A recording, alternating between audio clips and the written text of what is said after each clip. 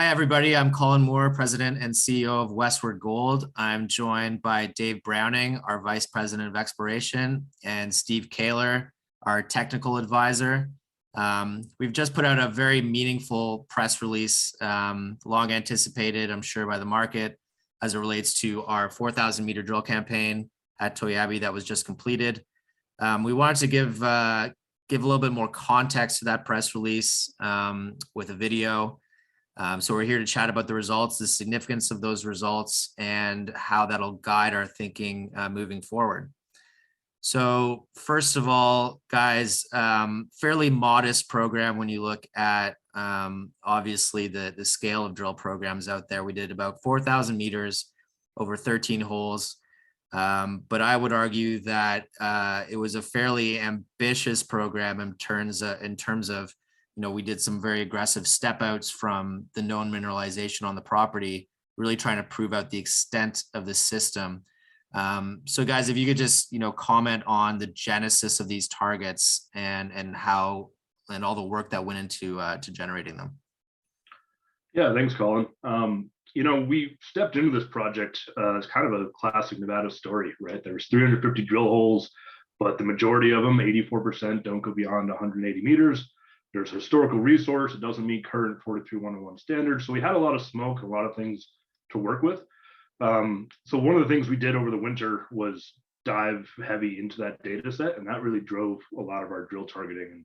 And through a lot of the work that Steve did in relogging some of the core holes, we identified this deeper zone, and not only is it below the historical resource, but it's also got this kind of planar feature to it, which means there's lateral extent. So that's what we went after in our drill program. So the aggressiveness that you talk about, the ambition is, 4,000 meters, but we didn't go anywhere near the resource. We wanted to really test out the extent of the system because, that's how you find Carlin-type deposits. Is we want to spread out our drill holes, and I think 13 holes gives us, pretty good shotgun approach. A lot of kicks at the goal there. So. So Steve, when we say that these targets were in essence blind targets, what exactly do we mean by that? Really good question, Colin, and thanks for the introduction. Blind targets are looked at as those targets that don't crop out on surface or in surface geology. And so, one of the indications that there's a gold system at depth is the historic resource at Courtney. And then, knowing that, as we walked into the project during wintertime and started looking at some of the detail, particularly the historic drilling, we started recognizing some key characteristics and patterns in the core based on relogging and hyperspectral imaging that gave us the notion that there were favorable structures at depth that don't come to surface, and that those structures were associated with gold mineralization. And Dave and I looked at that and we thought, wow, here's an interesting target that needs some follow-up. And that kind of led us to the 13 holes that we completed this year.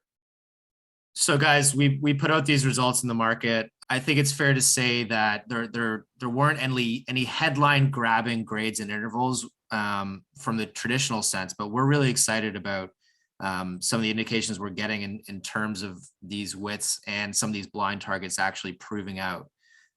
What were some of your highlights from the results? And you can parlay that into what it means for the future as well. Yeah, the key one that comes to mind first is hole 2210, which was a 250 meter step out from the previous or the westernmost intersection of this blind target that we're talking about. We projected it to come out to a certain depth, and still this distinct memory of our geologist Savannah was sitting on rig and sent me a picture of the chips, and she was like, "I think we hit it." And so we got all excited about the geology. Sure enough, that was a 50 meter interval of 0.34 grams of gold per ton. Yeah, as you said, I'd love it if that was 1.34 grams per ton, but what it is 250 meters away from the last known intersection, and there was no drilling in between that. So through good geology, and a credit to the technical team with Steve and Savannah, and it was an awesome target. And so we've extended the mineralization and extended this Carlin system out by a pretty significant distance. And obviously, we haven't done any metallurgy work yet, but just looking at the chip trays, by your guys' estimation, it looks to be oxidized in that zone, that Toiyabe saddle down dip zone, where we hit the 50 meters at plus 0.3 grams. That looked to be oxidized, or at least had oxidation minerals all the way down to the total depth of the hole, which was 300 meters. That's correct. Yeah. And really encouraging, because when we hit that 50 meter, well, not we, but the historic drilling hit that 50 meter zone in the past, same thing, oxidation minerals, good grade. And then we're getting the same thick tabular zone, 50 meters, same type of minerals, elevated gold grades. So yeah, that's encouraging, is there's continuity to the two intersections that we've seen so far. Mm-hmm. And only a handful, actually, I think 5 of the previous holes managed to hit what we're calling the SSD zone. They were down dip from where we were testing, and they were over a gram material at similar widths. So presumably, this zone is going to be an area of focus for us. And Steve, you've been in the early stages of nearly a dozen Carlin type discoveries in your career. What really captures your attention about what you're seeing out of this program? Yeah, great question, Colin. A couple of simple things, and Dave alluded to the deeper oxidation. So like when we're seeing gold mineralization down, at 250 to 300 meters and it's oxidized, that to me speaks towards strength of system. And that's always a really important characteristic. Another thing that we are seeing both in the drilling and in the surface mapping this summer is igneous rocks. There's 2 different varieties of igneous rocks. We see it at surface and in the drilling and seeing igneous rocks speaks to fluid flow, whether it's fluidized metals or fluidized rocks, meaning magma. Those are always really positive signs to see in these kinds of discoveries. And then, when you look at the interval that Dave mentioned, the 50 plus meters of 0.34 grams, these thick intervals of gold are really important because they help geologists like us vector in terms of looking for the higher grade attributes of the system. Mm-hmm. And when I think back over my career, deep oxidation, igneous dike and sill trends, and then these thick intervals of gold, usually that's telling you, it's giving you some very powerful momentum in terms of understanding that you're into a big system. And a couple examples I can draw on is like Leeville and Pete Bajo and Rita Kay on the Carlin trend all started out with similar type intercepts of 40 to 80 meters of 0.3 to 1.3 grams, but they speak to the bigger system. And it just means that you have to be patient and persistent with drilling. Absolutely. And along the same vein, no pun intended, we're seeing silver in we did see silver, anomalous silver in every hole. Some holes, very wide intervals of over 2 grams of silver.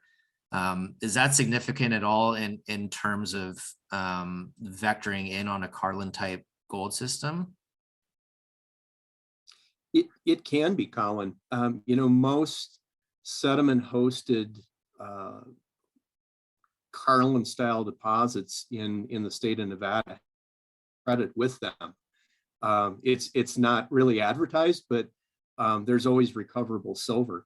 If you look at silver in the Cortez district, the district itself actually was started because of a silver camp at the old Cortez underground.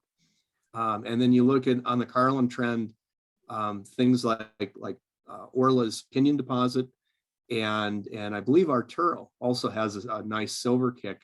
And so silver isn't gold, obviously, but it's also a meaningful contribution from the hydrothermal system. And it's a new learning that Dave and I became aware of this year. And we're going to leverage that and use that as a vector to really understanding the bigger magnitude of the Toiyabe system. Yeah, and early results are showing a correlation to gold and silver. So we'll mention 2210 again, 50 meters of 0.34 grams. In that similar interval of that hole, there was 18.3 meters of 2.75 grams of silver. And then there was a 67.1 meter interval of 2.63 grams of silver. So again, these really thick zones, and the fluid and the metal is moving. And with the step out targets of the program, we've proven that there's a really large, extent now of this system. Yeah, no, that's very encouraging. So just wrapping this up in terms of how we use all this information and this data to generate really exciting new targets, because obviously the goal here, that this was a precursor to the eventual goal of growing this resource, putting out a compliant resource, and seeing just how big this can get. So Dave, if you had, your wishes in terms of what your top priority in terms of a next drill program to really kickstart this thing into high gear, what would that look like? Yeah, so we're seeing some interesting trends out of the drilling, especially going northeast, but that 250 meter zone from the westernmost SSD intersection to our hole 2210, 250 meters is a big gap in a carbon type deposit. So we want to follow that up. We want to drill with core. We want to get a better idea of what's happening down there. And just fill in some of those areas where, again, we stepped out 250 meters and there was no drilling. So there's still no drilling between that first intersection of SSD and our 2210 hole. Is 250 meters that needs to be filled in. And presumably you can follow that trend even further south, past the 250 meter step out. But yeah, for sure, there's a lot of work to be done. We only put 3 holes in that area. Steve, any thoughts about how this looks moving forward? To springboard off of what Dave said is 250 meters is a huge step out. And in some Carlin type deposits, you can walk right over a large system at 250 meter step outs. So yeah, I think we'll look to tighten in areas with our drill spacing. We'll look to step out in others. And again, part of the challenge is again, this SSD zone that we're chasing at depth is blind. And so the only way we can examine and the system is through drilling. So we're going to have to, continue to be steadfast with our drilling and, squeeze every bit of learning we can out of the drill cuttings or the core. Absolutely. Well, you guys ran a great campaign, really appreciate it. And thank you everyone watching this video. Thank you for your patience with us putting out these results. Obviously we had a lot to talk about and to dive into. And yeah, thanks very much, guys.